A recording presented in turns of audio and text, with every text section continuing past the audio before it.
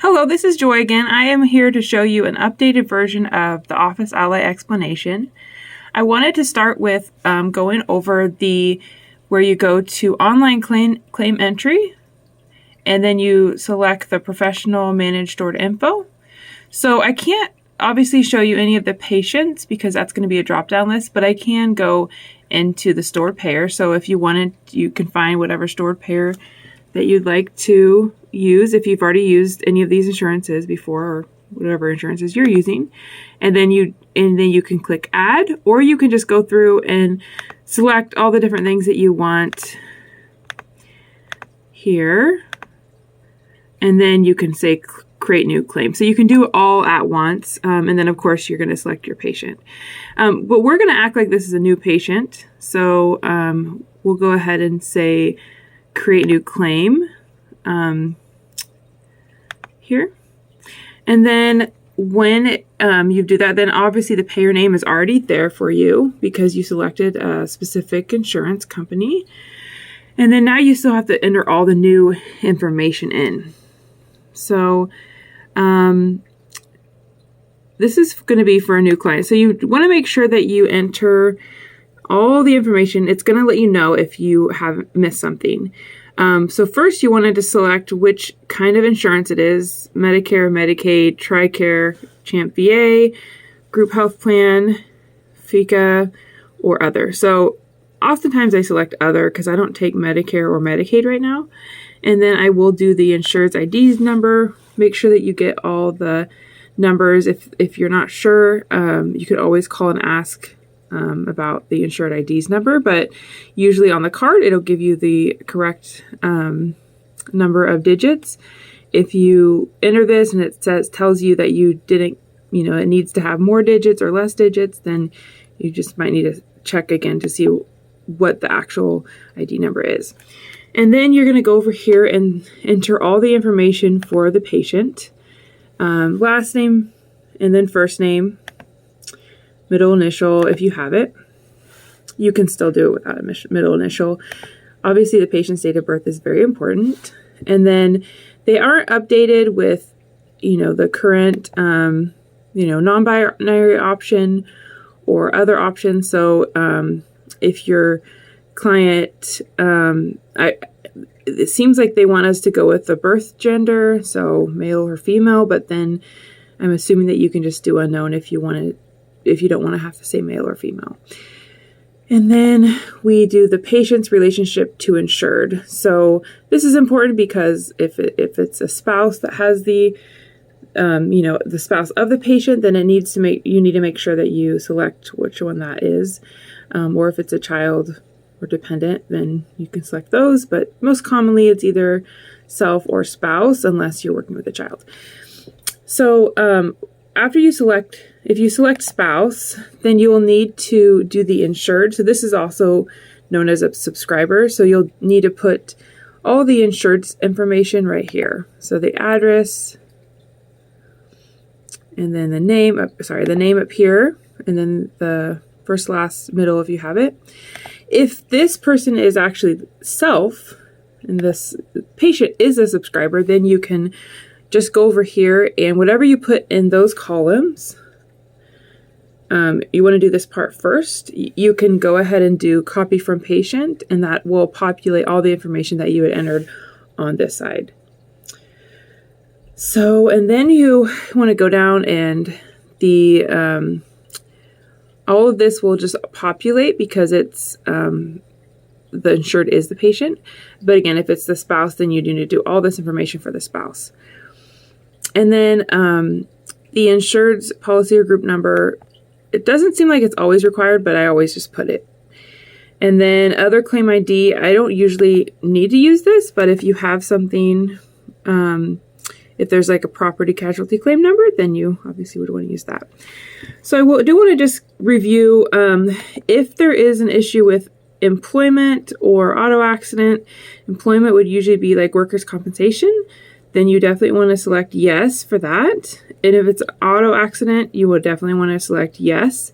But keep in mind that if you are going to do that, you have to have a qualifier.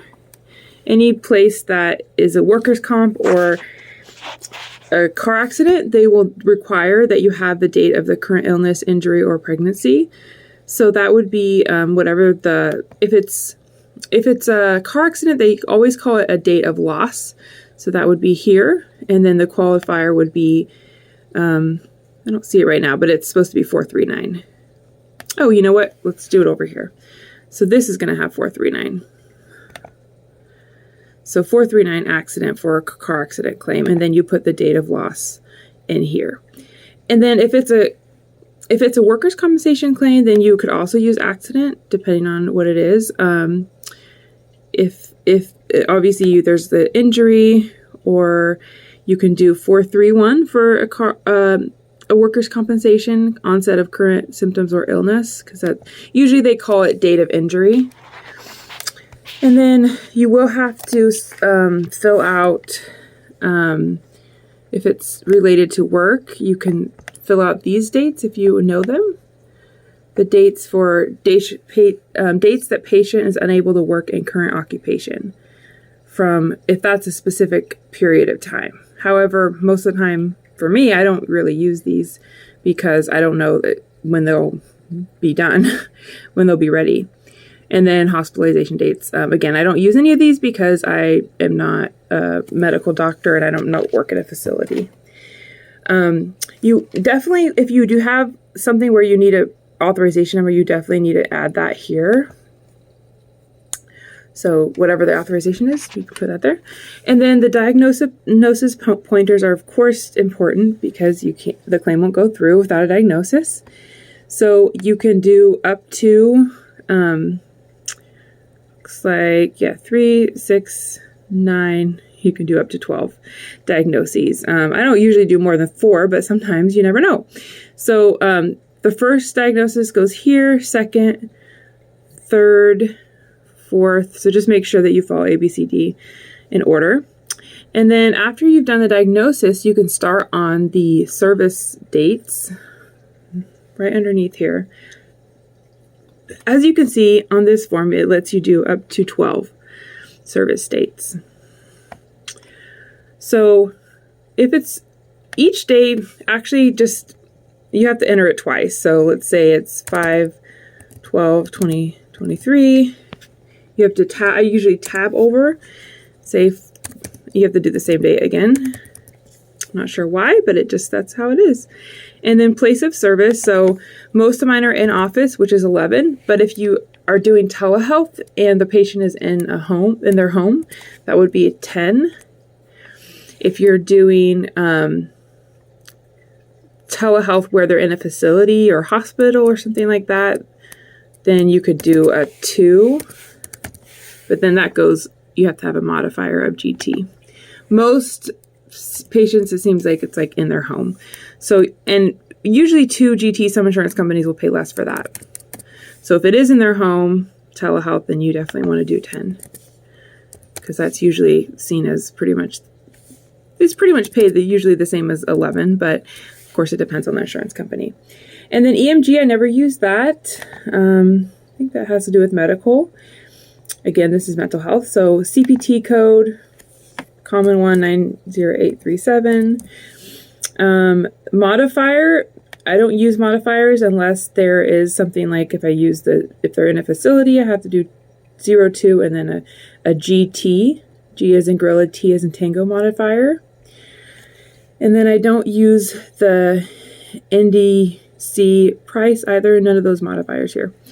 The diagnosis pointer, you also have to put that in. So if the session was just focused on their primary diagnosis, then you would just do the A. Just do A. All you have to write is A.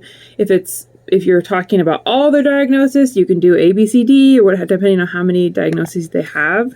So you just type in A, B, C, D, if it's all of them that you covered in the session. And then this would be the charge. Let's see, we'll just say 172 would be the charge. Days or units. I mean, you could only do 1 per day, so it's going to have to be 1. And then I don't participate in any kind of EPSD T family plan, so that's not relevant to me. And then your NPI number will usually auto-populate if you've already done one of these before. So you can go ahead and fill out each line that applies. I usually just fill out, once I'm up to date, I just do it after each session. I just come in here and do it one for one day. And then we will go scroll down after you've entered all that. Then it'll total everything for you. Amount, total charge will be right here. And then you always have to say yes to accept assignment. Otherwise, it will tell you that you need it. And then, of course, your EIN or your Social Security number, you will enter that to the left. And then the patient's account number, that will be whatever you want it to be. I just usually do their initials, but you can make it whatever. And then if you go over here, if you want to put the amount paid, like the amount that they co-paid, you can. The insurance company is going to know what it is, though, so they're not going to pay you extra.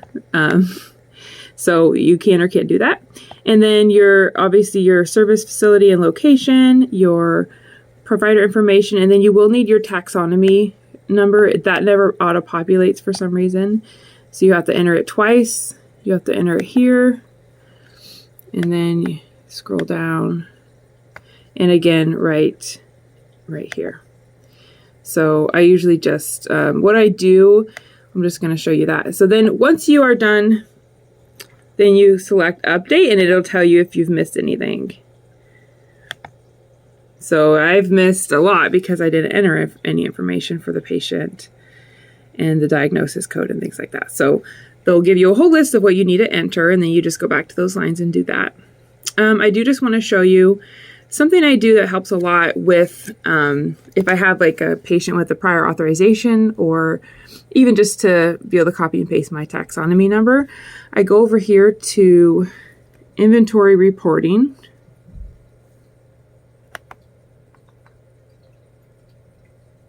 And then I select whatever payer